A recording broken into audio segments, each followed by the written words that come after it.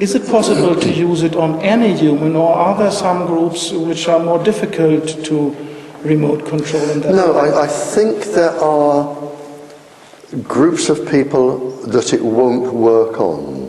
I think so too. Yes. And I know this when I was.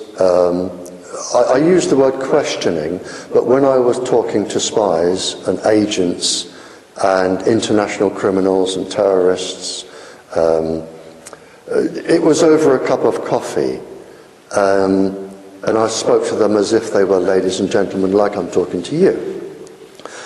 And if they wanted to talk, they did, and if they didn't, they didn't. But over the years, 11 years, there was only one that I never, ever managed to get anything from at all. There was one. And there are people who can resist. Had you a clue how he managed to succeed? No, but there was one, and he was just totally, would not give anything away, absolutely nothing. And we would sit over coffee and have conversations, ordinary conversations about anything, the weather, football, anything, you know, and he would give nothing away. Was he from Eastern Europe? No, he's from Ireland. He would give nothing away. Interesting, because in Eastern Europe they had advanced technology to shelter against mind control. But interesting. Yeah, but he would give nothing away. That is a little comfort because they can't get anybody, but they can. The majority they can use and reach. I'm trying to think of the percentage. I'm trying to think of the percentage of people who could be really, really programmed, and I can't actually. It's probably quite high, but there will be a group who cannot be programmed. There will be a group. Do you know about the goal? Is there a goal to program anybody? I know with one of the programs over a 40-year period, they took 500,000 people. I know that they had pregnant women, children over the age of 4, Muslims, Catholics, prisoners, drug addicts, cramps, servicemen, the whole cross-section. But one thing they didn't publish was the failure rate. They said we can cause this by this percentage, but that they didn't publish the failure rate. They probably took the failures from one experiment and tried them with another. So it's unknown. It's unknown if you had 100 people, how many could be controlled. Probably I would think maybe between 80 and 90 could be controlled. Maybe 1 in 10 couldn't.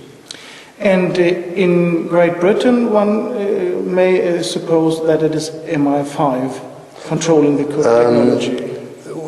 Strictly speaking, we should say England. England. Because the Scotch, the Irish, the Welsh, I've never known any of those to do what the English government are doing. They seem to act on their own, and as far as I know, they have never, ever done it. It is the English government scientists, mainly from Porton Down, the big government military research centre. Yes. Now, to give you an example, we have scientists in England and the people who control them, and these are all unelected people. In 1960, and this went to court, in 1960 they took 20,000 young, fit servicemen and women, and they injected them They said they were flu injections, and they injected them with toxins, poisons, chemicals. A lot of them died, a lot of them suffered an agonizing life with joint problems, cancers, and 50 years down the line, just a couple of years ago, 50 years down the line, the survivors, and there were only a handful, the survivors managed to get this to court. Not a single government scientist was named. They have total immunity and anonymity from the law. We have government scientists who are above and outside the law, and they have permission to kill people, government scientists. And I think this is wrong. They have permission to kill people, and they have. And they've been taken to court, but the government refused to have them in court. They settled out of court. The same was with the CIA. MKUltra is a good example. The CIA with the Canadian government. Yes. The McGill University. They were taken to court. Again, it took 50 years. Only a few people survived, and they refused to go into court and talk. They said it was government secrets, we're not going to tell you.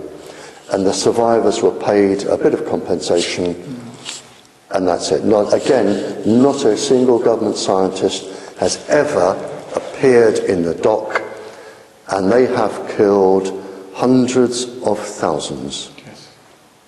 Do you know something about who is behind it in Sweden? Have you heard something about that?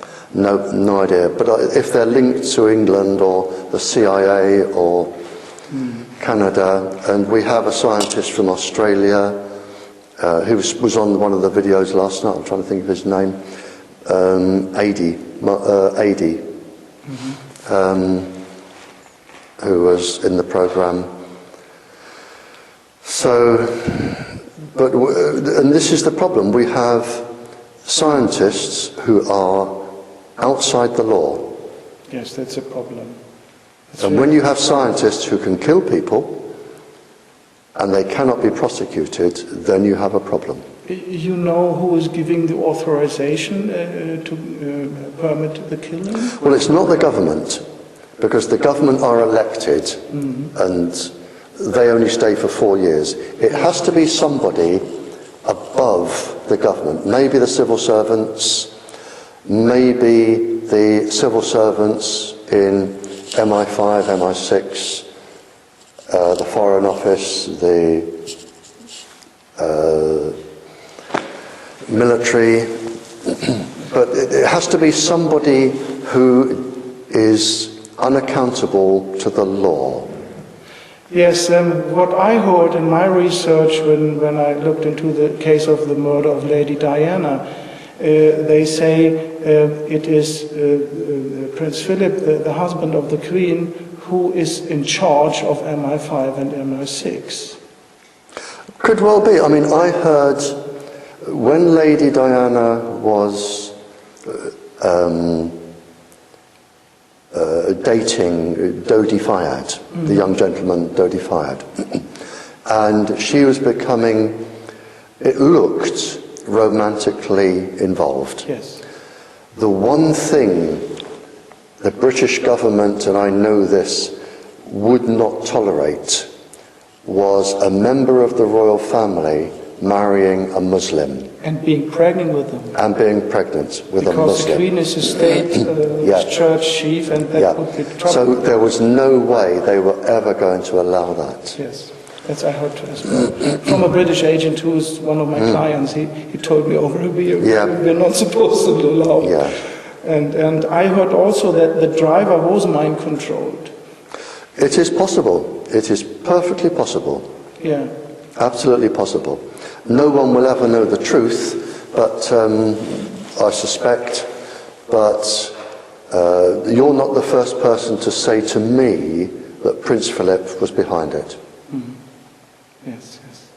You're not the first person to say that. Because when all is said and done, the royal family is a business. Yeah, the institution of power. It is a business. And the royal family, they have one aim, and that is to keep the royal family. No, and to keep power. It's and power, yes. Yep. It's not so much money, but no, not money, power. but they will stay the royal family. Yes, yes, yes. I see that as well. It's horrible.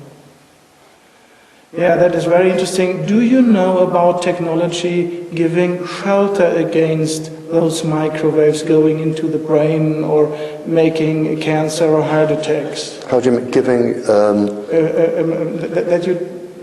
That you are not open for that you perhaps have a device that you hang around the neck, giving a shelter against this. Right, I don't know how they can work, for the simple reason that when microwaves, if I were microwaving you, I would be sending quite a wide beam to your head.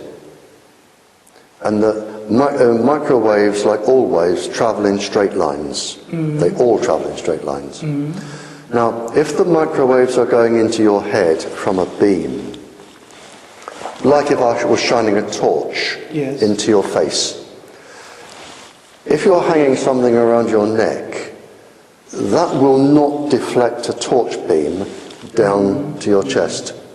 So the only thing I know that can deflect an electromagnetic wave at the speed it's going, which is the speed of light, unless you have your neutrinos, which theoretically can exceed the speed of light.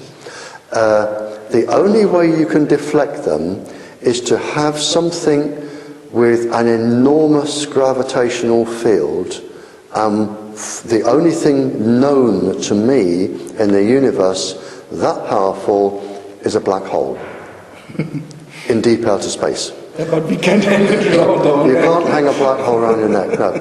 So how something here can stop a wave travelling at the speed of light going for your head, I don't know. I'm not saying the people that make them are lying. I've never tested one, and they may work.